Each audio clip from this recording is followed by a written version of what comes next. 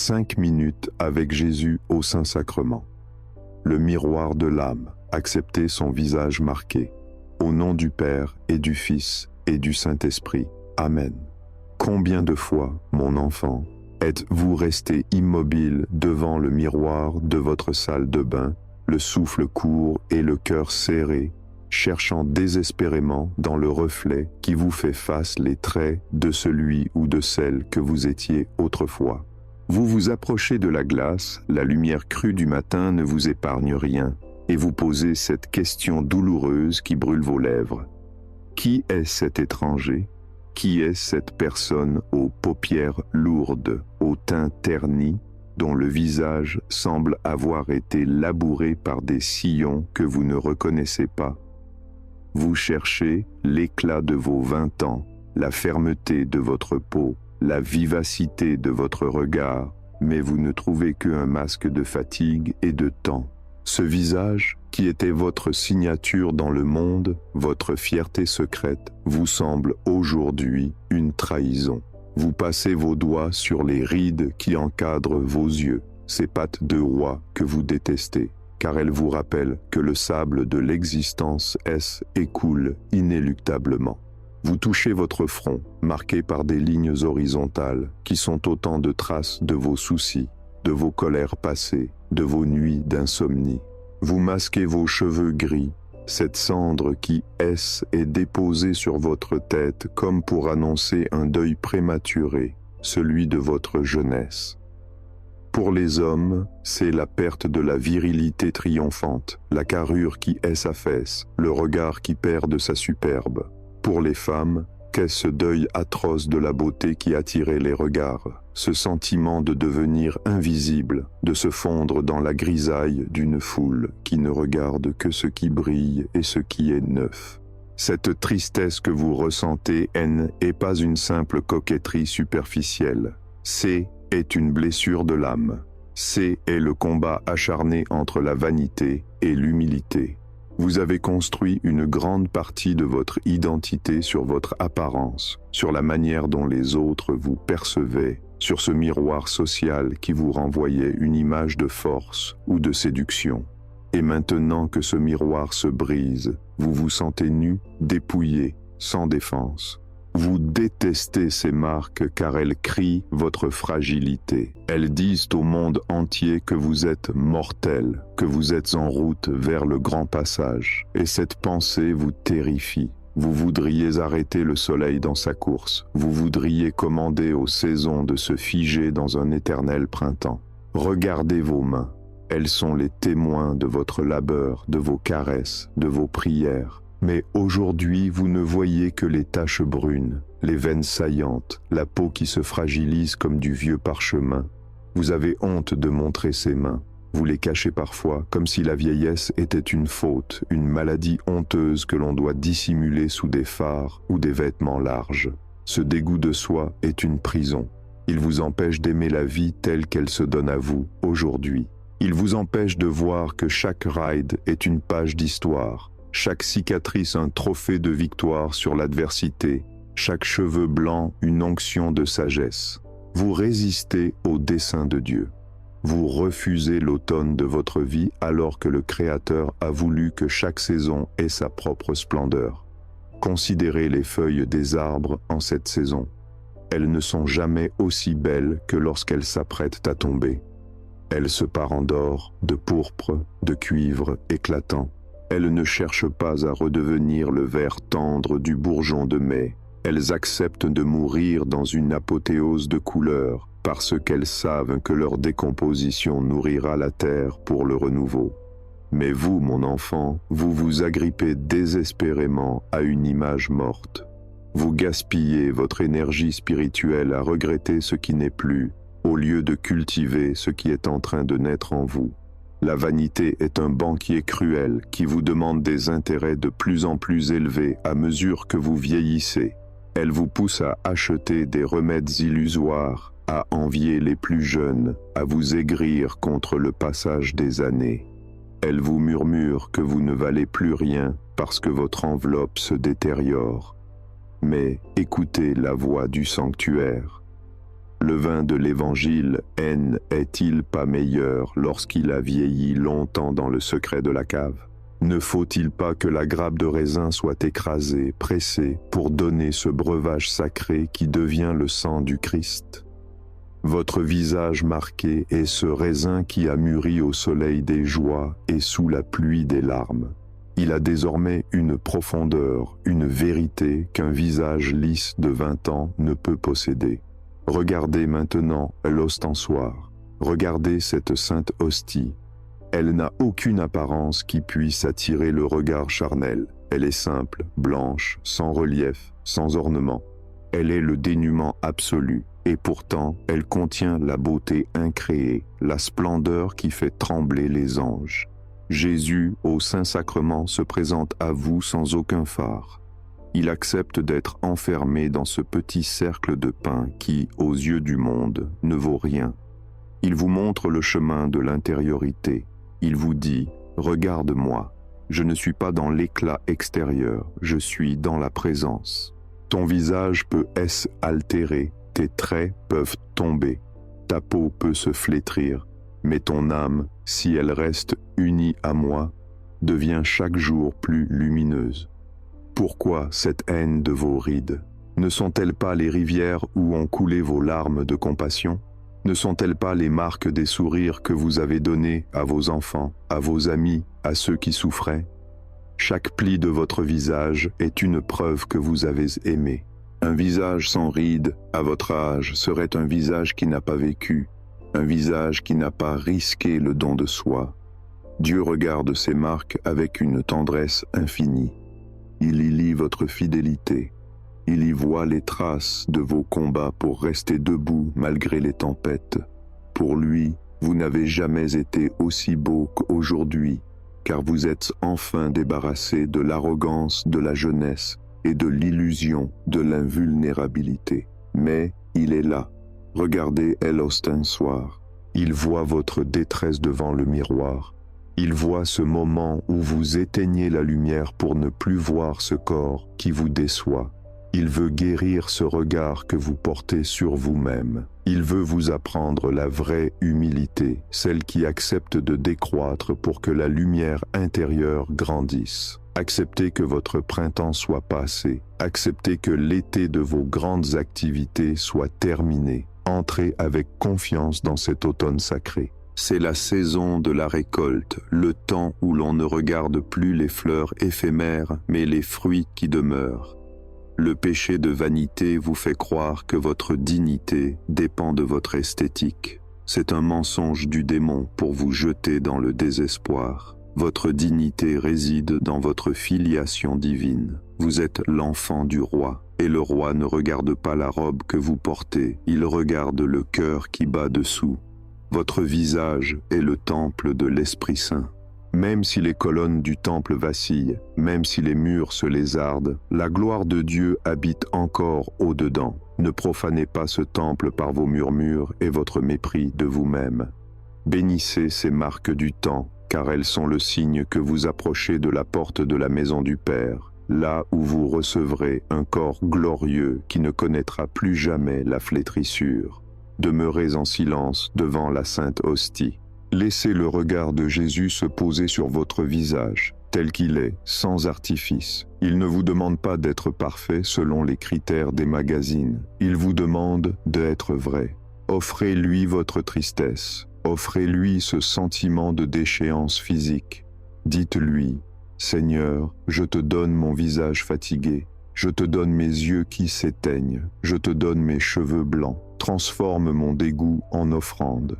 Fais que chaque ride de mon front soit une prière d'intercession pour ceux qui souffrent. Fais que la pâleur de mon teint soit le reflet de ta pureté. Sentez la douceur de cette présence eucharistique. Elle ne juge pas, elle ne compare pas. Elle embrasse votre vieillesse avec la même ferveur qu'elle a embrassé votre baptême. Vous êtes en train de vivre une métamorphose. Le vieil homme meurt pour laisser place à l'homme nouveau.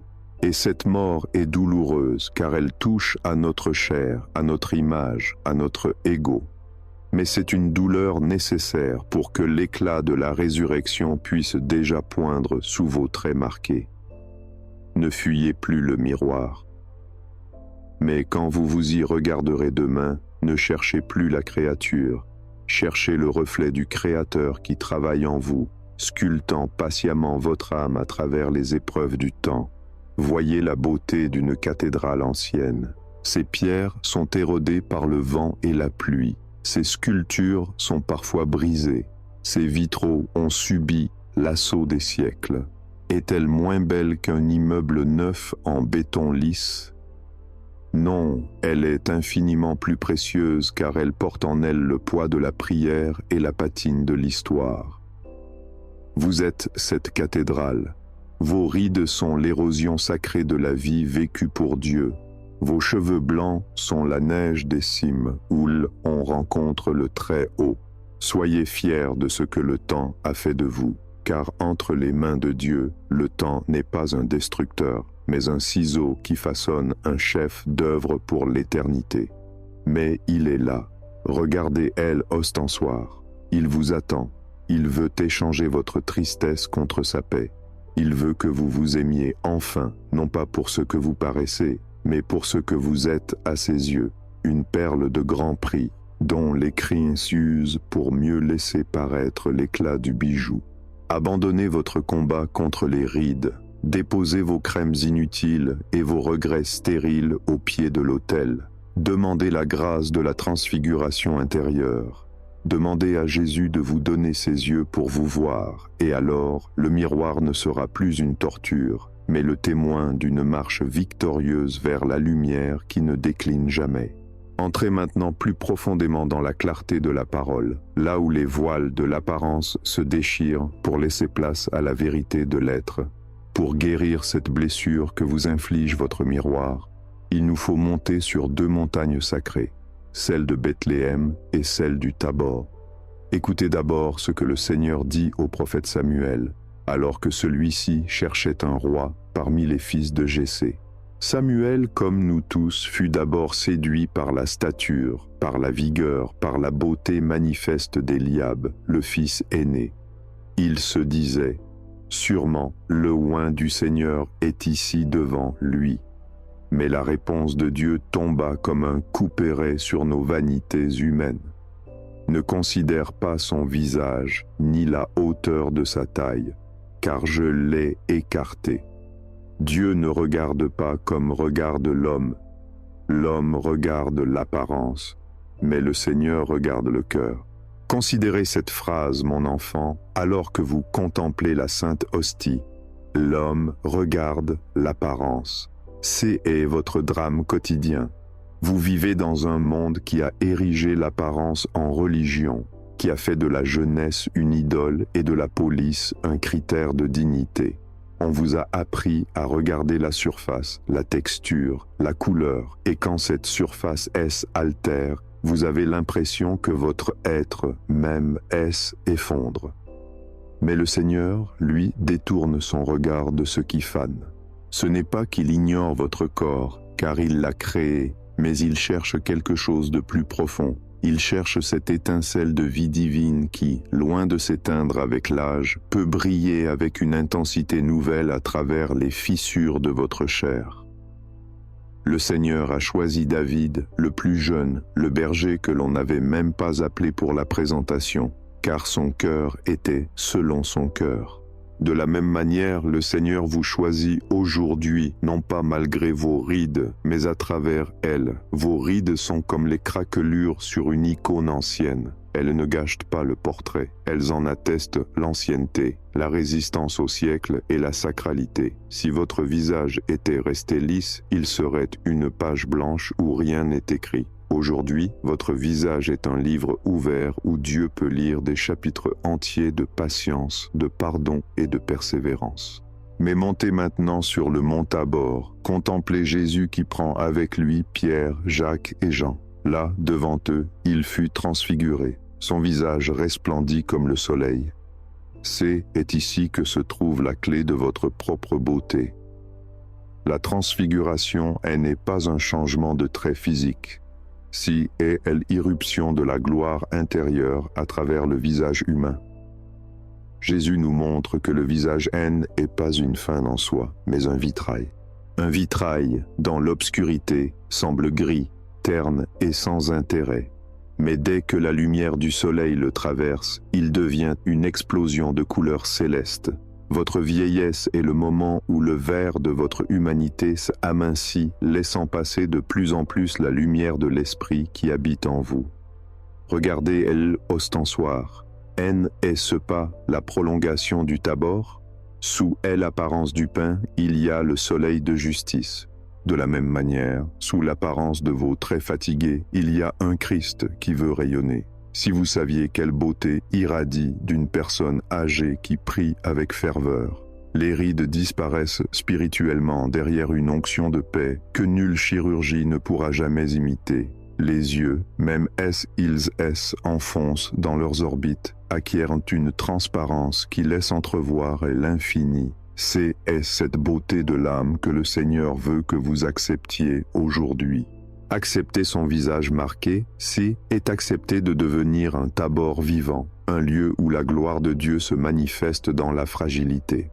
Pour illustrer ce combat contre la tyrannie de l'apparence, tournons nos regards vers une sainte dont la vie fut un paradoxe de beauté et de sacrifice. Sainte Rose de Lima, la première fleur de sainteté du Nouveau Monde. Rose était d'une beauté si frappante, si parfaite, que tout son entourage l'admirait et que ses parents voyaient en elle le moyen d'un mariage prestigieux qui sauverait la famille de la gêne. On l'appelait Rose à cause de l'éclat de son teint et de la finesse de ses traits. Mais Rose, habitée par un amour brûlant pour l'époux divin, comprit très tôt que cette beauté physique était un piège, une idole qui risquait de capturer son propre cœur et celui des autres au détriment de l'amour de Dieu. Elle ne haïssait pas son corps comme une œuvre du mal, mais elle détestait la vanité qui y attachait.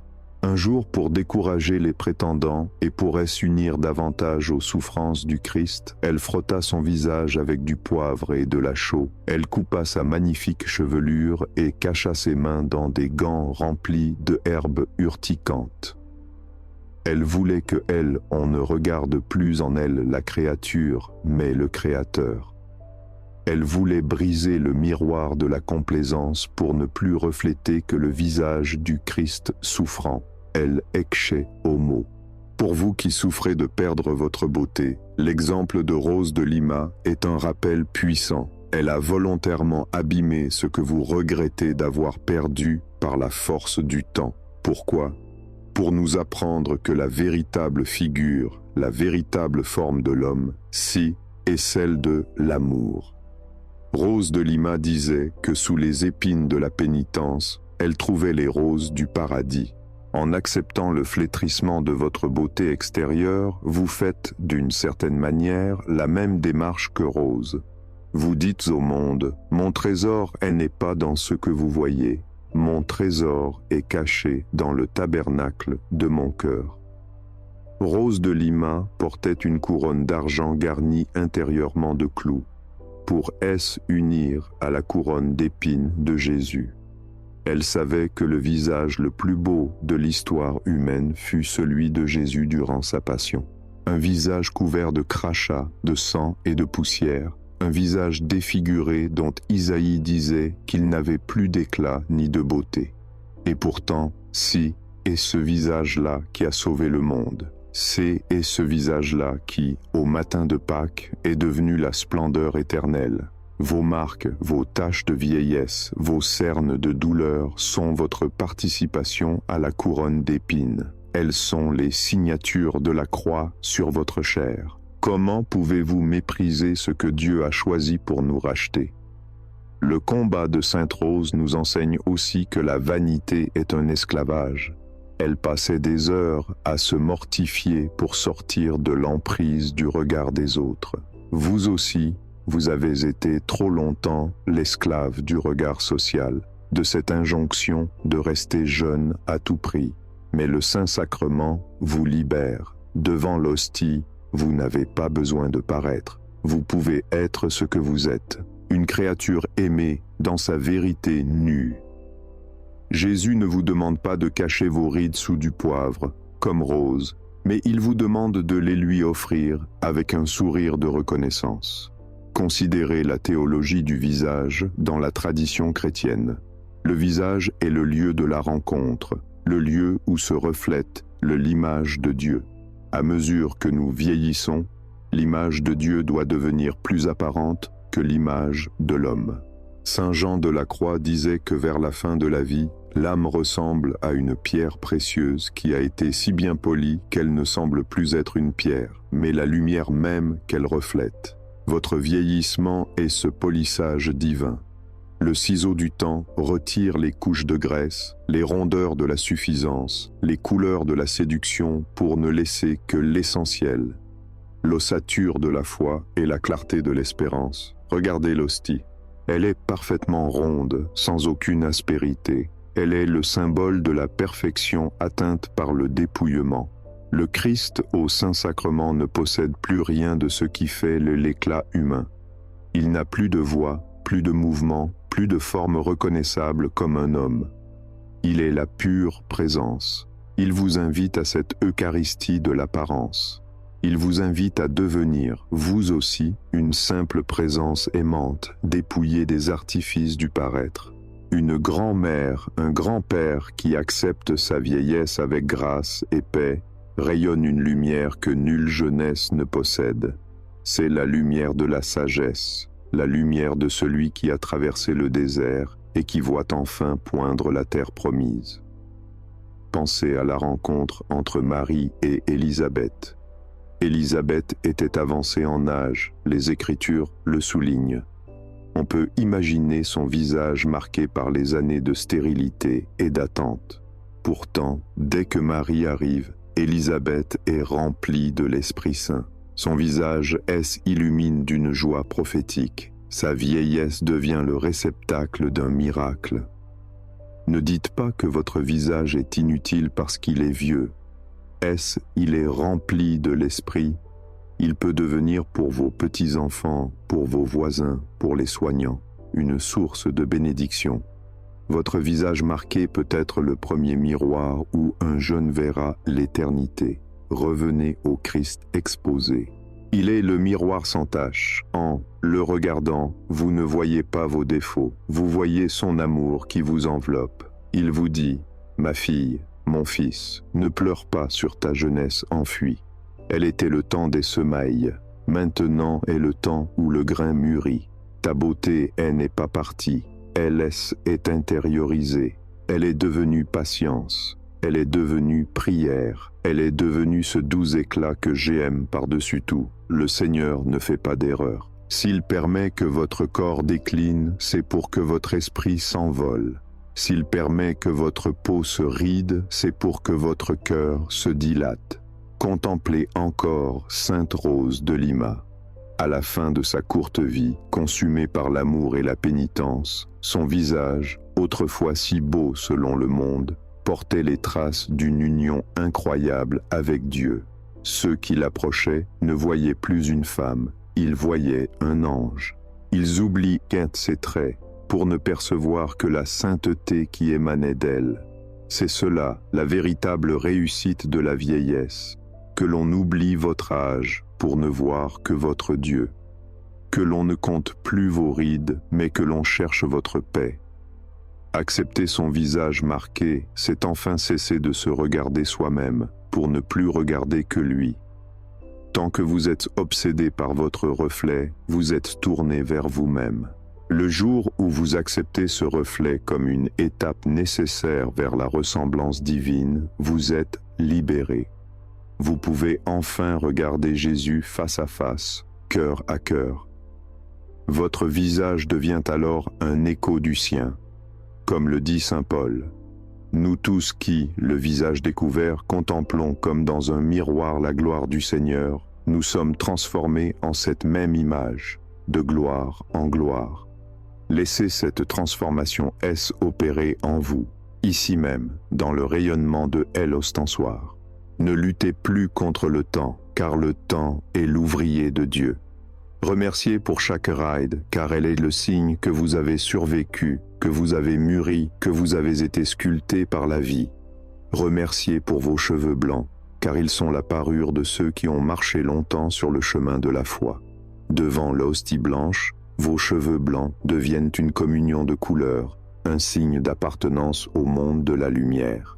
Repensez à Samuel dans la maison de Jessé.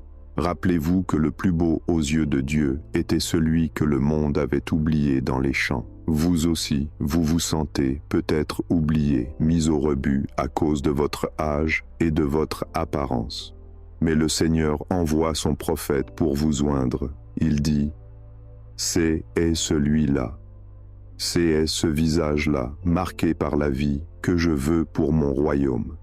C'est ce regard-là qui a tant pleuré et tant espéré que je veux pour mon éternité. Soyez dans la paix, mon enfant. La beauté n'est pas derrière vous, elle est devant vous. Elle vous attend dans la vision face à face, là où toutes les rides seront effacées, non par le vide, mais par la plénitude de la gloire. Le temps est venu, mon enfant, de briser le miroir de la vanité pour entrer dans le miroir de la vérité. Devant cette sainte hostie, il n'y a plus de place pour les faux semblants, pour les phares qui cachent la détresse, ou pour les artifices qui tentent de nier le passage des années. Jésus vous regarde tel que vous êtes, et ce qu'il voit, ce n'est pas un corps qui décline, mais un chef-d'œuvre qui s'achève. Il voit chaque ride comme une ligne de sagesse, chaque cicatrice comme un signe de victoire, et chaque cheveu blanc comme une couronne de gloire. Nous allons maintenant entrer dans une litanie de délivrance. Chaque ligne est un coup de marteau sur la prison de votre image extérieure. Chaque invocation est une onction de paix sur votre visage. Ne fuyez plus. Restez ici, sous le regard du Christ, et laissez-le transformer votre regard sur vous-même. Prononcez ces mots avec moi, du plus profond de votre cœur, pour que votre âme rayonne enfin à travers votre chair. Seigneur, ayez pitié de nous. Christ, ayez pitié de nous. Seigneur, ayez pitié de nous. Jésus, beauté incréée, j'ai confiance en toi. Jésus, miroir sans tache, j'ai confiance en toi. Jésus, splendeur du Père, j'ai confiance en toi. Jésus, doux et humble de cœur, guérissez-moi. De l'obsession de paraître, délivrez-moi Seigneur. De la haine de mon propre reflet, délivrez-moi Seigneur. De la tristesse devant mes rides, délivrez-moi Seigneur. Du regret amer de ma jeunesse passée, délivrez-moi Seigneur. De l'envie envers le visage des plus jeunes, délivrez-moi Seigneur. De la peur de vieillir, délivrez-moi Seigneur. De la peur de l'invisible déclin, délivrez-moi Seigneur. De la tentation de masquer la vérité de mon âge, délivrez-moi Seigneur. Du mépris de mon corps fatigué, délivrez-moi Seigneur. De l'idolâtrie de la police, délivrez-moi Seigneur. De l'angoisse de ne plus plaire aux hommes, délivrez-moi Seigneur. Du sentiment d'inutilité lié à mon apparence, délivrez-moi Seigneur. De la vanité des regards superficiels, délivrez-moi Seigneur. Seigneur, je vous offre les rides de mon front. Seigneur, je vous offre les sillons autour de mes yeux. Seigneur, je vous offre la fatigue de mes traits. Seigneur, je vous offre mes cheveux blancs. Seigneur, je vous offre mes mains tachées par le temps. Seigneur, je vous offre ma démarche plus lente. Seigneur, je vous offre mon visage tel qu'il est aujourd'hui. Cœur sacré de Jésus, donnez-moi ton regard. Cœur sacré de Jésus, transfigure mon intériorité. Cœur sacré de Jésus, fais de mon visage ton miroir. Esprit Saint, souffle de beauté, habitez-moi. Esprit Saint, onction de paix, calmez mes tourments. Esprit Saint, lumière éternelle, brillez dans mes yeux. Sainte Marie, au visage plein de grâce, priez pour moi.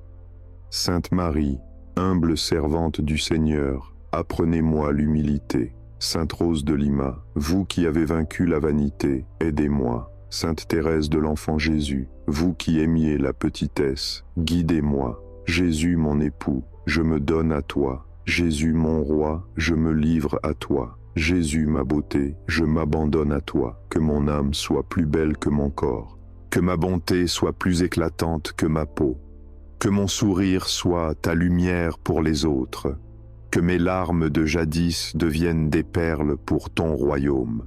Contre le démon de la comparaison, protégez-moi.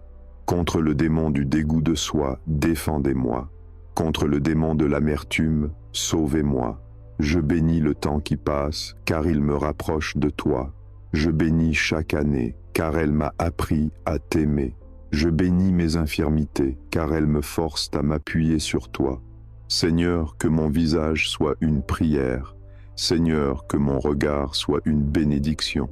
Seigneur, que ma présence soit une consolation. Jésus, je te confie mes dernières années. Jésus, je te confie mon passage final. Jésus, je te confie ma résurrection.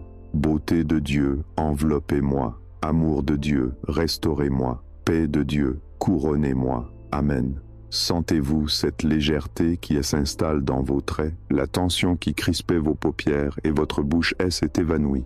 En acceptant votre visage tel qu'il est, vous avez permis à Jésus d'y imprimer son propre visage. Ne voyez-vous pas que votre valeur ne dépend pas de la fraîcheur de votre teint, mais de la profondeur de votre union avec celui qui est la vie? Votre visage est devenu un sacrement, un signe visible d'une grâce invisible. Les rides que vous détestiez sont désormais les canaux par lesquels coule la miséricorde de Dieu vers ce monde assoiffé de vérité. Nous allons maintenant procéder à la consécration de votre visage et de votre corps au Seigneur. C'est un acte de don total, une remise des clés de votre demeure charnelle à son véritable propriétaire. Seigneur Jésus, mon Seigneur et mon Dieu, présent réellement dans cette sainte hostie, je me prosterne devant toi avec une profonde gratitude. Je te regarde et je vois la beauté suprême qui a accepté d'être défigurée pour mon salut. Aujourd'hui, je cesse de lutter contre ton œuvre. Je cesse de me plaindre du temps qui s'enfuit. Je te consacre mon visage avec toutes ses marques, toutes ses ombres et toutes ses lumières. Je te consacre mes yeux, qu'ils ne cherchent plus leur propre reflet pour s'admirer ou se plaindre, mais qu'ils restent fixés sur toi et sur les besoins de mes frères, qu'ils deviennent des fenêtres ouvertes sur l'éternité. Je te consacre ma bouche. Qu'elle ne murmure plus contre la vieillesse, mais qu'elle chante tes louanges et prononce des paroles de paix. Que mes lèvres, même flétries, soient l'autel où je reçois ton pain de vie. Je te consacre mes rides, qu'elles soient le témoignage d'une vie pleine, le parchemin où tu écris ton poème d'amour. Je les accepte comme les lignes de ma vocation, les chemins de ma purification. Je te consacre mes cheveux blancs, qu'ils soient pour moi comme la neige des sommets, le signe que je suis proche de la rencontre face à face. Seigneur, je te consacre mes années à venir, peu importe leur nombre. Je te donne la dégradation possible de mon corps, la faiblesse de mes sens, la perte de ma superbe humaine. Je fais de mon apparence une offrande eucharistique. Je te demande la grâce de rayonner d'une beauté intérieure si forte qu'elle rendra ma vieillesse désirable aux yeux de ceux qui me croisent. Que elles en disent en me voyant. Regardez comme Dieu est bon. Voyez comme sa paix habite ce visage. Je me livre à toi, ô beauté toujours ancienne et toujours nouvelle. Sculpte-moi, polisse-moi, dépouille-moi de tout ce qui n'est pas toi. Je ne suis plus à moi-même, je suis à toi. Mon visage est ton miroir. Mon corps est ton temple. Ma vie est ton chant de gloire. Amen. Regardez l'ostensoir une dernière fois. Voyez cette hostie si humble, si blanche, si pure. Elle ne change pas d'apparence, mais elle change le monde. Vous aussi, restez dans cette simplicité. Ne cherchez plus l'éclat des vitrines, mais l'éclat du tabernacle. Vous êtes maintenant une personne transfigurée. Votre visage marqué est devenu une icône. Portez-le avec dignité, portez-le avec fierté, car il est le visage d'un enfant de Dieu qui rentre à la maison. Terminons par les louanges divines pour remercier le Créateur de nous avoir fait si merveilleusement et de nous conduire avec tant de patience vers la beauté qui ne flétrit jamais. Dieu soit béni. béni soit son saint nom, béni soit Jésus-Christ, vrai Dieu et vrai homme, béni soit le nom de Jésus, béni soit son sacré cœur, béni soit son précieux sang, béni soit Jésus dans le très saint sacrement de l'autel. Béni soit l'Esprit Saint Paraclet, béni soit la grande mère de Dieu, la très sainte Vierge Marie, béni soit sa sainte et immaculée conception, béni soit sa glorieuse Assomption, béni soit le nom de Marie, Vierge et Mère, béni soit Saint Joseph, son très chaste époux, béni soit Dieu dans ses anges et dans ses saints. Seigneur, merci pour ce moment de grâce. Nous repartons vers le monde, non plus avec la peur du miroir, mais avec la joie de ton regard sur nous. Garde-nous dans la paix de ta présence. Au nom du Père et du Fils et du Saint-Esprit. Amen.